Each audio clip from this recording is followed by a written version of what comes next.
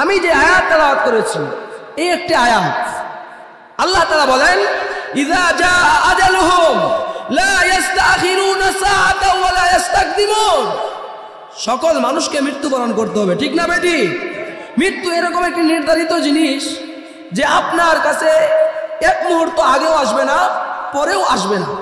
যখন time to time চলে আসবে সেই জিনিসটা হচ্ছে মৃত্যু। 10টার ট্রেন 12টায় আসে, 10টার গাড়ি 12টায় আসে, এক বক্তার স্থলে অন্য বক্তা আসে, কিন্তু নির্ধারিত একটি জিনিস আছে, সেটার নাম হচ্ছে মৃত্যু। আল্লাহ বলেন মৃত্যু এরকম একটা জিনিস যে যখন যার সময় হবে তখনই চলে আসবে, আগেও আসবে না, পরেও আসবে না। কুল্লু নাফসিন যায়কাতুল মাউত। সমস্ত মানুষকে, সমস্ত প্রাণীকে মৃত্যুর স্বাদ আস্বাদন করতে হবে। মৃত্যুবরণ আমাদের সকলকে করতে হবে কি হবে না? আমরা সকলে বিশ্বাস করি তো মৃত্যুর পরবর্তী সময়ে আমাদের জন্য হিসাব নিকাশ আছে না নাই? আছে, এটাও আমরা বিশ্বাস করি, কিন্তু আমরা মৃত্যুর পরবর্তী সময়ের জন্য আমরা কাজ করি না। আইনামা তাকুনু ইয়াদরিকুমুল মাউত ওয়ালাউ কুনতুম ফি বুরুজিম মুশাইয়াদা। আল্লাহ তাআলা বলেন তোমরা যেখানেই থাকো না কেন, যদি মজবুত প্রাচীরের মধ্যেও তোমরা থাকো না কেন, মৃত্যু তোমাদেরকে পাকড়াও করবে। মৃত্যু আমাদেরকে পাকড়াও করবে, মৃত্যুবরণ করতে হবে। এই দুনিয়াটা হচ্ছে ক্ষণস্থায়ী, আমাদের পরকাল হচ্ছে চিরস্থায়ী। এই ক্ষণস্থায়ী দুনিয়াতে থেকে চিরস্থায়ী জিন্দেগির জন্য আমাদের ইনকাম করতে হবে, আমল করতে হবে, ইবাদত করতে হবে।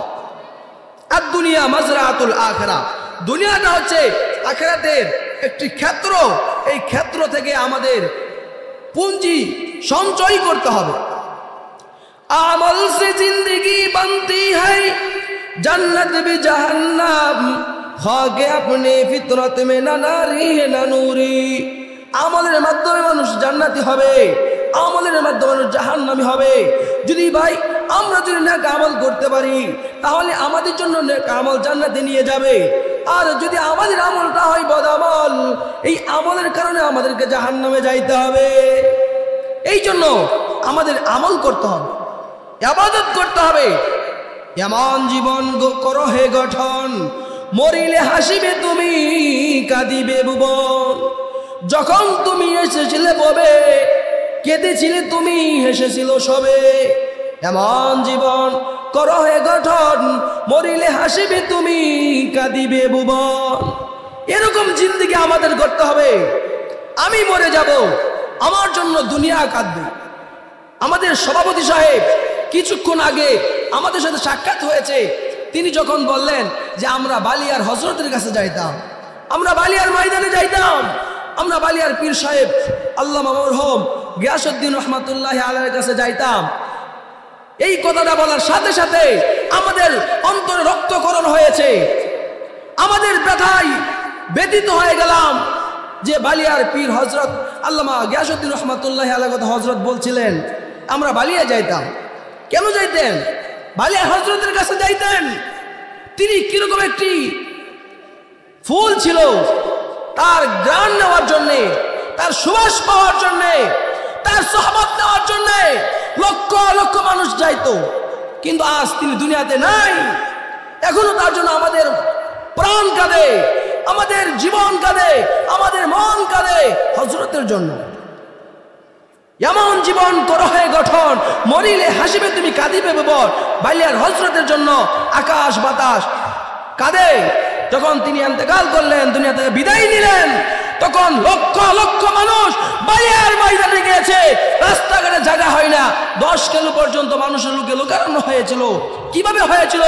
আমলের মাধ্যমে, ইবাদতের মাধ্যমে। এখনো যদি আমরা সেই আমল করি, ইবাদত করি, আমাদের জন্য মানুষ কাঁদবে, আমাদেরকে নিয়ে মানুষ গর্ববোধ করবে। তাই আসুন সময় নষ্ট না করে আমরা ইবাদত করি, আমল করি। আমলের মাধ্যমে মানুষ আমাদের কথা স্মরণ রাখবে। এই জন্য আজকের এই মাহফিল থেকে আমার ছোট্ট একটি ঘোষণা, চলুন আমরা সকলে মৃত্যুর জন্য প্রস্তুতি গ্রহণ করি। আকসিরু যিকরা হাযিমিল লাযযাতিল মাউত, বেশি বেশি করে মৃত্যুর কথা স্মরণ করি। মৃত্যুর পরবর্তী সময়ের জন্য আমরা বেশি বেশি করে আমল করি। আমরা রাজি আছি না সকলেই? আমরা কে কে আছি আমরা বেশি আমল করব? নামাজ পড়বো, রোজা রাখবো, জিকির করব, আমরা সকলে কোরআন তেলাওয়াত করব, কোরআন পড়ব, কোরআনকে মহব্বত করব, উলামায়ে কেরামকে মহব্বত করব। আল্লাহ তাআলা আমাদের সকলকে বেশি বেশি করে আমল করার, জিকির করার তৌফিক দান করুন। আমিন।